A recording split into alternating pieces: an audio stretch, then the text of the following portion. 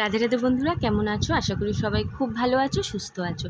দেখো সকাল সকাল আমি চলে এসেছি ছাদে শিউলি ফুল তুলতে। কারণ জানো, একটু রোদ হলেই শিউলি ফুলগুলো নেতিয়ে পড়ে যাবে আর ভগবানকে সেবা দেওয়াও যাবে না। ওর জন্য চলে এলাম সকালবেলা, ভাবলাম অনেক ফুল ফুটেছে, একটু তুলেই নিই। আর এই যেই দেখো সবেদা গাছটা, এই যে তোমাদের দাদাভাই মেলা থেকে নিয়ে এসেছিলো না, ওই সবেদা গাছটা।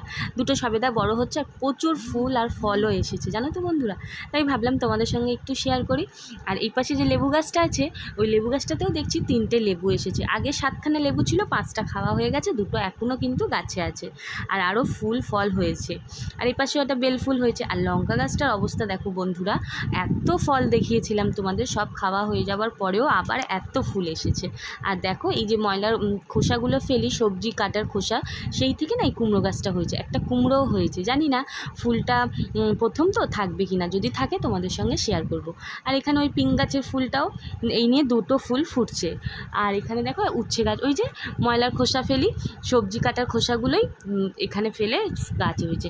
আর দেখছি একটা উচ্ছেও হয়েছে, ভিডিও করতে গিয়েই দেখলাম, ভাবলাম তোমাদের সঙ্গে শেয়ার করি। খুব ভালো লাগে না তো বন্ধুরা, গাছে নিজের হাতে ফুল হলে ফল হলে দেখতেও ভালো লাগে।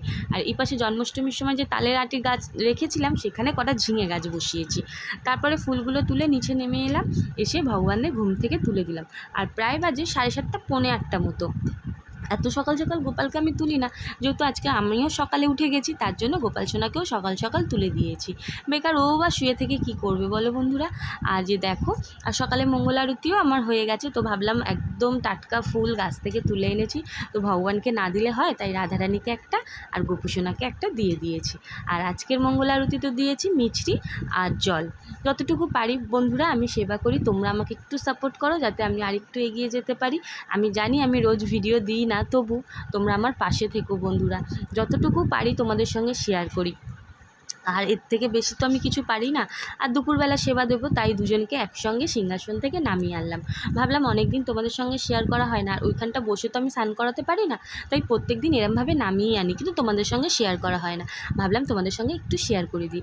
আর এখানে দেখো আমি একটু বেসন গুলেছিলাম, আর ওর মধ্যে একটু চন্দনের পাউডার দিয়েছিলাম।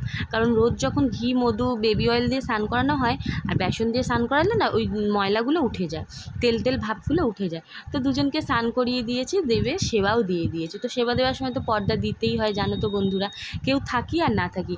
তো এই যে দেখো জগন্নাথকে দর্শন করে দাও। আর আমি খুব তাড়াতাড়ি এদের ড্রেসগুলো আনবো বন্ধুরা, কারণ রাধাকৃষ্ণ গৌনিতায় ড্রেসটা আমি অর্ডার দিয়েছি, একটু অসুবিধার জন্য আমি আনতে পারছি না, তবে খুব তাড়াতাড়ি আনবো। আর একটাও জিনিস অর্ডার দিয়েছি রাধারানীর জন্য, তো সেটা তোমাদের সঙ্গে তখনই শেয়ার করবো যখন আমি নিয়ে আসবো। আর স্নান করিয়ে দুজনকে বসিয়ে দিয়েছি।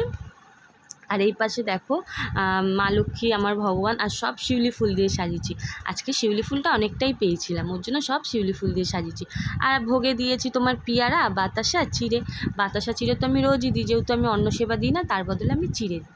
আর মায়ের চরণটা দেখেছো বন্ধুরা, যেন একটা ফুলে পুরো ঢেকে গেছে, কত সুন্দর লাগছে। আর এই যে দেখো তোমাদের ভগবান, আমার ভগবান।